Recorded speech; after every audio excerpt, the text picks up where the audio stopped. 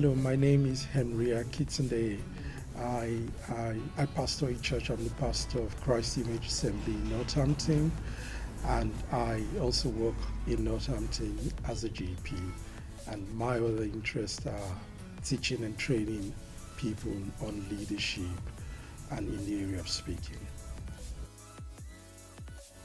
I actually got to find Christ as a young lad back in high school.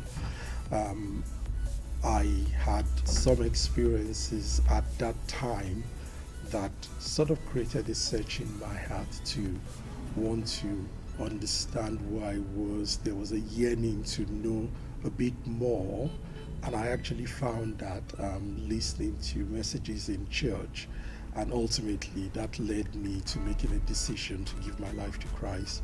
And I would say it's the best thing that's happened to me till date. Purpose, interesting question. Purpose, if I may put it simply, is what you were born to do. I believe in an uncreated God who created all things, and for me, the only logical thing that gives life meaning is purpose. Because if you don't believe you were created, and possibly believe in the Big Bang or any other theory of such, what you're saying is you are a product of accident, and therefore there's no purpose to your life. So purpose is therefore what gives life meaning. There was something in God's heart when I was created, when you were created, and finding that thing and doing it is achieving purpose. My purpose is simple. I've put it in two phrases: adding value, multiplying results. I believe I'm created to add value, whatsoever value may mean to an individual person. Every person I come across, every person I have a relationship with, to add value to them, make them better. But there's a second part to my purpose, which is to multiply results.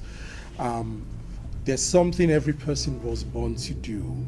My goal in life is help them increase their output out of life, increase their results in life. Those two things drive everything I do. When I see my patients as a GP, I'm adding value to them. When I teach in church, I'm adding value to people, helping them multiply results. When I sit one-on-one with people, coaching them, I'm doing those two things. That's my life purpose. I think it takes a process. I wouldn't say you just suddenly come to discover purpose one day, but it all starts with getting yourself useful in life, looking at a need and the need that you feel in the best position to address, and begin to address it. In time, many more things happen to you, many more knowledge comes to you, you grow in your relationship with God, all the loose ends begin to tie up, and you then know this was the thing that you were born for, and you get to a certain point where you know this is exactly what I was born to do. But it all starts by finding something that needs doing, that appeals to you, and doing it.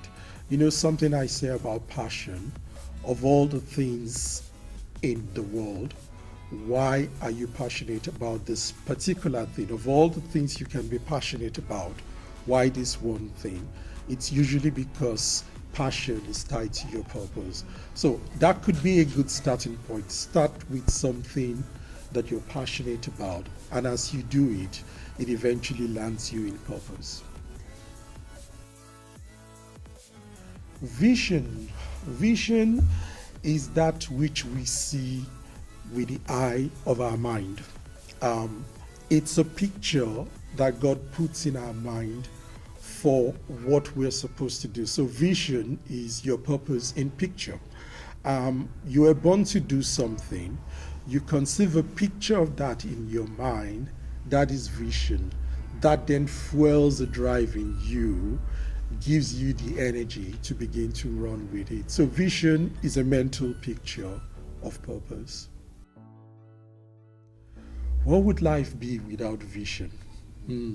What would life be without vision? What would life be if the people who had, if Henry Ford did not have a vision for a car? What would we be driving today? What would life be if the Wright brothers did not catch a vision for the aeroplane? How would we make journeys across the world today? So life is beautiful only because people catch vision and fulfill their vision. Vision is what gives you a sense of fulfillment. If you have nothing to live for, then you feel like life is frustrating, you're just whiling away things. But if you have vision, even in the midst of lack, even in the midst of things not being the way you want them, you still have a hope because you know you're living for something. I think vision is what gives beauty to life. I believe that to fulfill your vision, you need two crucial things, amongst others. You need a structure and a system to enable you fulfill your vision.